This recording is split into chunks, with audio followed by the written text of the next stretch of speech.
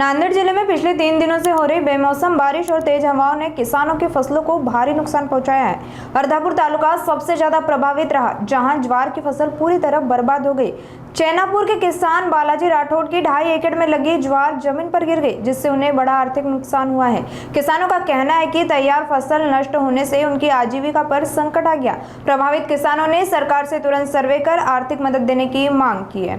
चेन्नापूर येथील रहिवासी असून बालाजी हेमाजी राठोड गट क्रमांक 35 मध्ये माझी जमीन आहे आणि माझ्या जमिनीची ज्वारीची ही अवस्था काल 3 दिवसापासून वादळी वारा पाऊस आणि या नुकसानीमुळे माझी आज 1 हेक्टर जमीन म्हणजे 2.5 एकर जमिनीवरली जे ज्वारी आहे ही ज्वारी जमीन उद्ध्वस्त झाली आहे। आम्ही काय करणार, कसं करणार, हे असं हे पीक लहान पिके होऊन गेली आहे। आम्ही कसं कर्ज फेडणार, कसं पुढचं व्यवहार करणार, याची आता आम्हाला तुम्ही सरकारनं आमच्या मायबाप आम्हाला काहीतरी मदत करायला पाहिजे। पंचनामा करून माझ्या ज्वारीची मला मदत काहीतरी भरपाई करून देण्याची विनंती करतो।